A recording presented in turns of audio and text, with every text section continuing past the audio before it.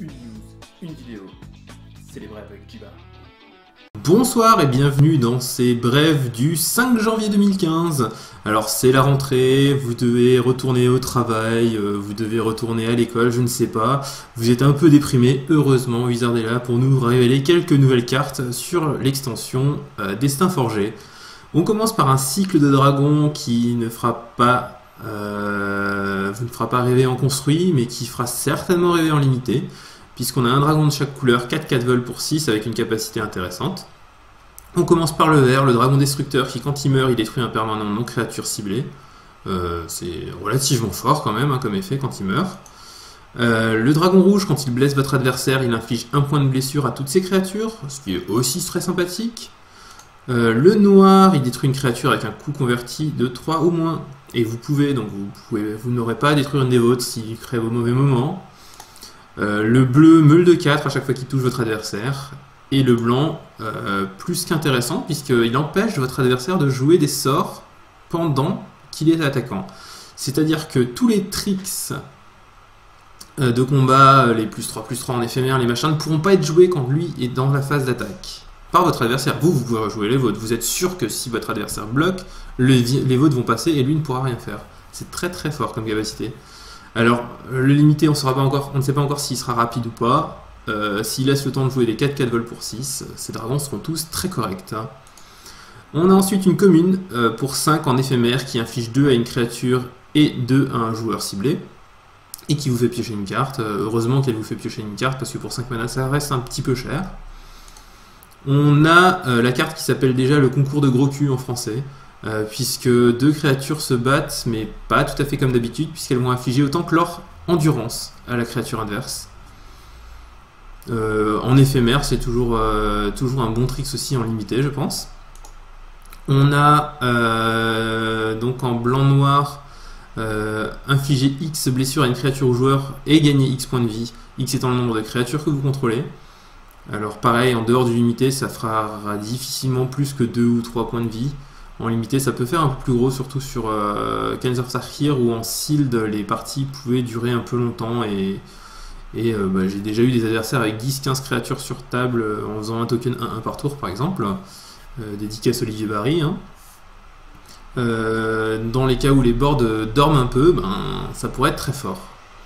Et la blanc-rouge qui fait que pour 4 en éphémère, toutes vos créatures gagnent +2/+1 jusqu'à la fin du tour et vous les détapez. Donc là encore un trick de combat très très sympathique. Vous serez bien content de ne pas prendre en attaquant avec votre dragon, n'est-ce pas?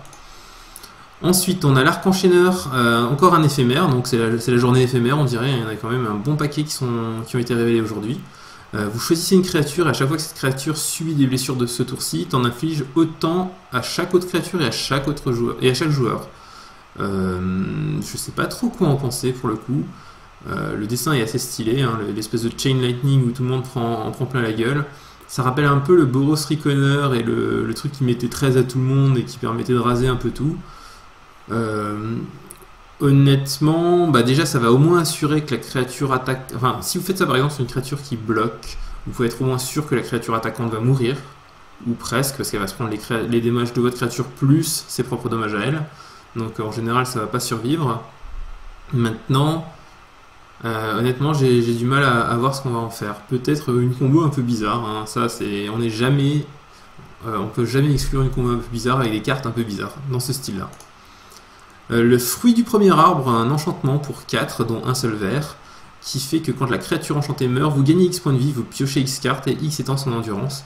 Alors je sais pas si l'extension est plutôt classé sous le signe de l'endurance, parce que là ça fait quand même plusieurs cartes qui parlent de l'endurance de la créature.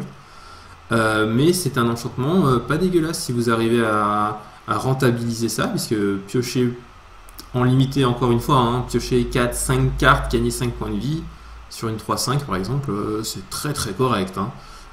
Ça remplace largement le fait que vous avez utilisé un enchantement et plein de mana pour le jouer. Maintenant à voir combien de temps votre créature restera sur table avec une possibilité de piocher. On a la carte du jour, l'impressionnant garde du premier arbre. Alors c'est une 1 pour 1, un humain en mythique, qui rappelle énormément la figure of Destiny, si vous avez connu. Elle a en fait 3 capacités qui ont à chaque fois besoin que celle d'avant ait été jouée pour pouvoir être jouée. C'est-à-dire que pour l'instant, elle commence à 1 pour 1. Pour un incolore et un hybride blanc-noir, elle peut devenir 3-3.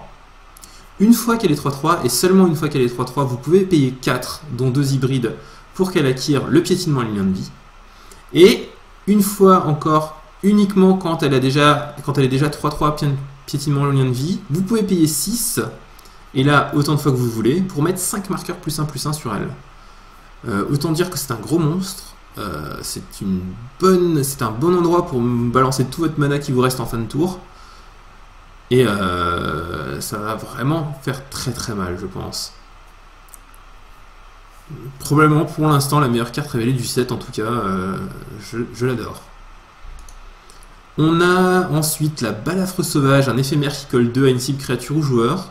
On en a un peu toutes les éditions, on essaye toujours de faire des choses avec, et bien celle-là, elle fait que si vous avez la férocité, les blessures ne peuvent pas être prévenues ce tour-ci. Elle n'empêche pas de gagner des points de vie par contre. Ça reste un choc amélioré, c'est toujours bien d'avoir un choc amélioré dans une extension.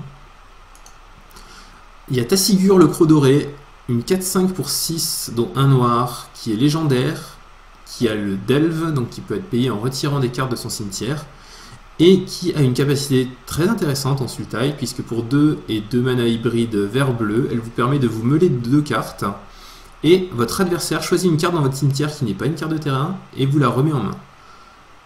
Ça peut paraître un peu faiblard, un peu aléatoire, dit comme ça, mais normalement, dans votre cimetière, vous ne devriez pas avoir grand-chose de pas terrible en dehors des terrains, ou en tout cas que vous ne voudriez pas avoir dans votre main.